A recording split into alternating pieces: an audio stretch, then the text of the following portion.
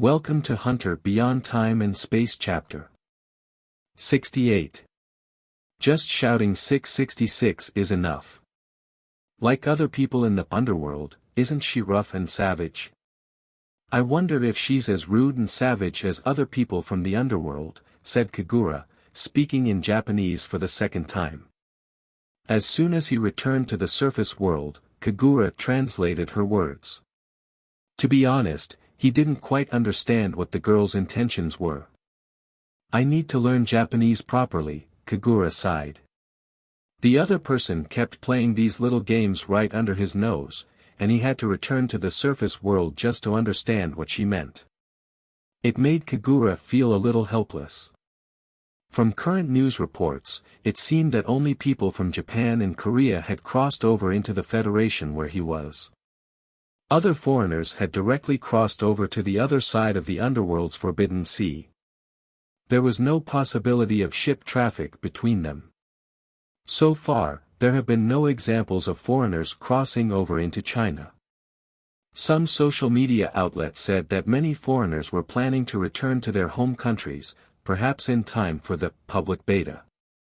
Kagura searched for news about Kamanashi Sorain, but for now, nobody in the surface world had discovered that she was a time traveler.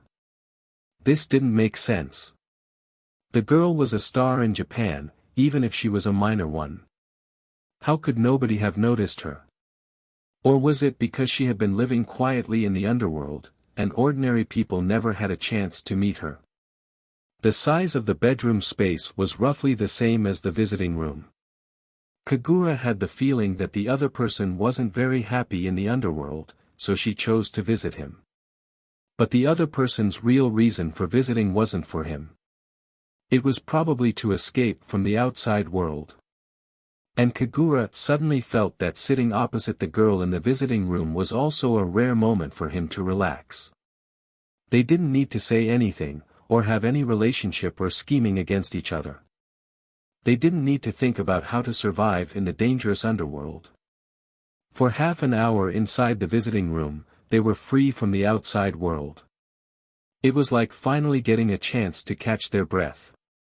Perhaps that was what the other person really thought. Kagura glanced at his arm. The countdown was 47 hours 55 minutes and 1 second. Another 2 days, the countdown to crossing over was complicated and unpredictable. There was still a broken kitchen knife lying on the ground. It was the broken knife handle he had brought back from the underworld during his last trip. Kagura remembered that he hadn't completed his training mission today. So he searched online for a Japanese language course video and trained while listening.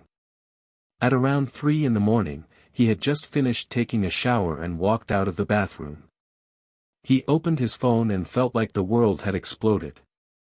All the platforms were constantly refreshing news. Lu Dezhu returns to the surface world late at night and screams at home. The screams have lasted for 3 hours. The young man who is considered the protagonist of the underworld, what has he experienced? By morning, there were already many paparazzi waiting outside Lu Dezhu's house. Lu Dezhu felt like he was walking the red carpet just to go to school. Everyone around him had cameras and microphones. In the past, paparazzi were a little more restrained. Now, they wanted to shove their cameras in his face. But instead of wearing a handsome suit, he pushed a worn-out bicycle. The rear wheel was a little crooked, due to being attacked under a bridge that night. There was no aura at all. A reporter stopped Lu Dezhu on his way. "Hello, I'm Xian Shanglong from the Luoqing Daily. What did you experience last night and did you get hurt in the underworld?" "No," Lu Dezhu hurriedly pushed his cart and walked away. "Since you weren't injured, why did you scream?" Xian Shanglong asked. Lu Dezhu didn't say anything, he just pushed his way forward. More and more people came to watch. Not only reporters and paparazzi, but also neighbors from the community. Everyone was watching and talking. "Look at him. He screamed until 5 in the morning. They say he's really powerful in the underworld." Lu Dezhu's face turned red. Finally, he couldn't hold back anymore and pushed with all his might. He saw several reporters and paparazzi blocking his way and he knocked them over, some even breaking their cameras. The onlookers were stunned. Even Lu Dezhu himself was stunned. There were at least 7 or 8 people in front of him, and even though everyone was unprepared, his push was too strong. Lu Dezhu panicked a little. He took advantage of the gap in the crowd and quickly rode his bike to school. But as soon as he left the crowd, he fell into thought. Actually, he wasn't as panicked as he imagined, because the time traveler with the cat-faced mask had told him in advance that something might happen today, and had taught him to show his power casually. Showing his power was equivalent to admitting that he had already received Li Shudong's legacy. As for what exactly Li Shudong's legacy was, no one knew. Perhaps he hadn't received the legacy, but had only received recognition. Lu Dezhu thought to himself that the time traveler seemed to be very good at not leaking any news.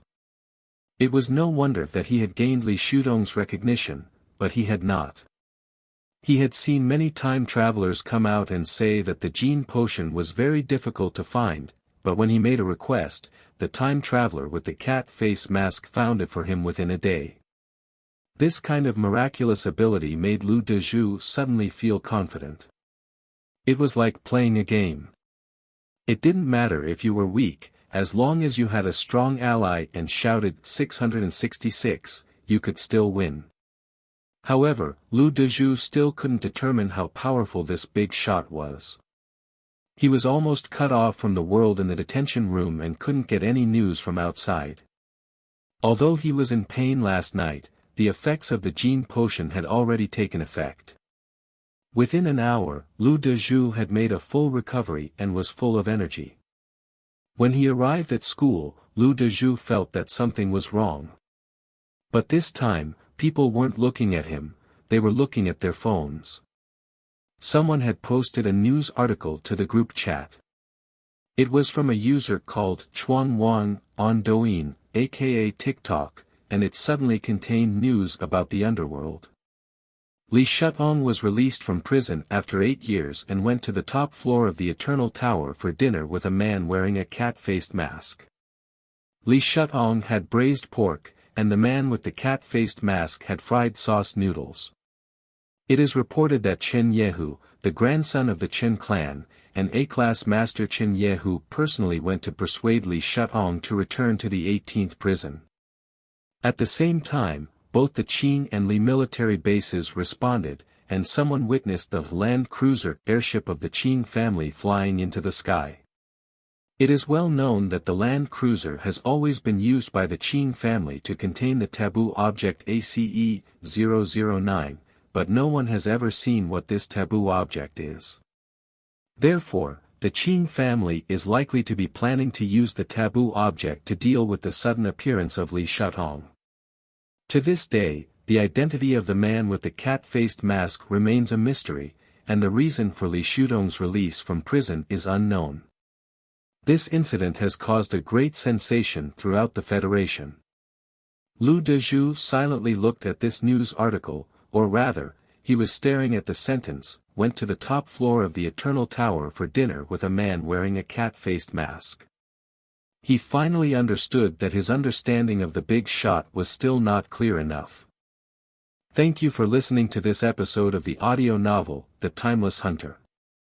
If you enjoy this channel, click subscribe for more fascinating English audio novels.